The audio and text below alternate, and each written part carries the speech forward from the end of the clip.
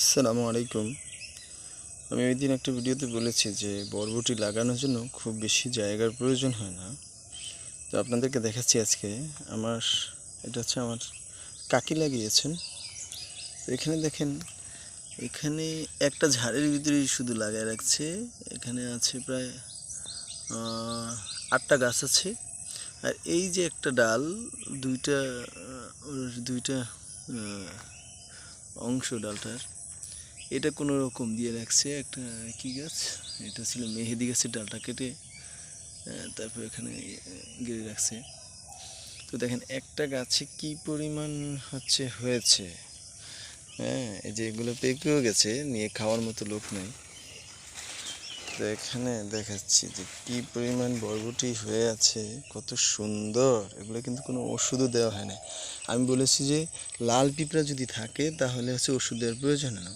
তো এই যে দেখেন, এই যে প্রত্যেকটা ফুলে যখন হয়েছে, এই ফুল থেকে এখন পর্যন্ত এই যে বরবটি কিন্তু বড় হয়ে গেছে। তারপর কিন্তু এই যে লাল পিঁপড়া কিন্তু ওরা আছে। এই যে দেখেন, আমি যদি ধরতে যাই তাহলে আক্রমণ করতে আসতেছে।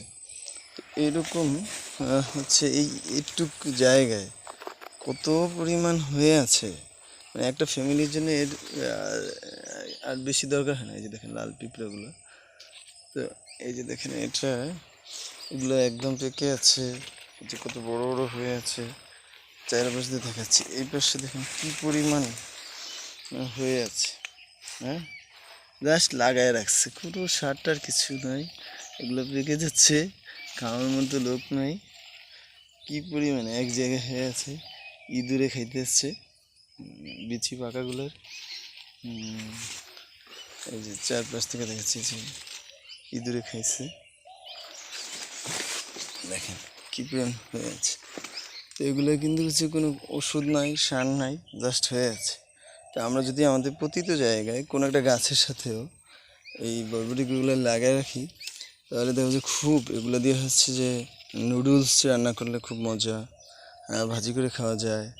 এরপর সিদ্ধ করে ছোলা বুট সিদ্ধ করে সাথে বরবটি সিদ্ধ করে খাওয়াটা খুব হেলদি একটা খাবার, মজাদার। এই যে দেখেন, এই যে কী পরিমাণ হয়ে আছে, কোনো যত্ন নেই, জাস্ট একটা ডালের উপরে লাগায় রাখছে, হয়ে আছে কত দারুণ। তো আমি চাচ্ছি যে আপনারা যারা আমাকে দেখছেন তারাও বাসায় যেন আমরা একটু লাগাই, অল্প একটু কষ্ট করে। এই যে বললাম না, এই যে লাল পিঁপড়া প্রত্যেকটা জায়গায় এরা যে আশপাশে গাছ আছে, এই গাছ থেকে চলে আসছে। তো এখানে দেওয়ার প্রয়োজনে যে লাল পিঁপড়া একটা বাসাও করেছে। তো আমরা যদি একটা বাসা ভেঙে এরকম আমাদের গাছে ছড়াই দিই, তাহলে যে দেখা যাবে ফুলগুলোরে আর পোকায় আক্রমণ করতে পারবে না। আমি আরেকটু দেখাচ্ছি, এই যে উপরে ফুল, এই ফুলের সাথে প্রত্যেকটা ফুলের সাথে দেখেন লাল পিঁপড়া আছে।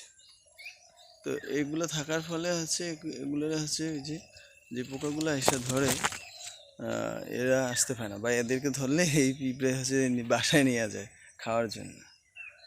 তো এই যে ফুলগুলোকে কীভাবে ওরা প্রোটেকশন দিচ্ছে, খুব দারুণভাবে প্রোটেকশন দিচ্ছে। আশা করি ভিডিওটা ভালো লাগবে আপনাদের। চাইলে আপনারা যে নিজেদের সবজির যে চাহিদা, সবুজ সবজি, সেটা পূরণের জন্য খুব অল্প জায়গায় লাগে এগুলো। হ্যাঁ, কত সুন্দর, মানে দেখেন একটা ছটার সাথেই এখানেই কত একজন মানুষের খাবার মতো বা দুইজন হয়ে আছে। তো এগুলো কিন্তু যে পেকে আছে, আমাদের কাকিদের বাসায় লোকজন তো একটা নেই, খাওয়ারও লোকজন নেই, হয়ে আছে। তো আল্লাহ হাফেজ, আসসালামু আলাইকুম। আশা করছি আপনাদের উপকারে আসবে যারা দেখছেন।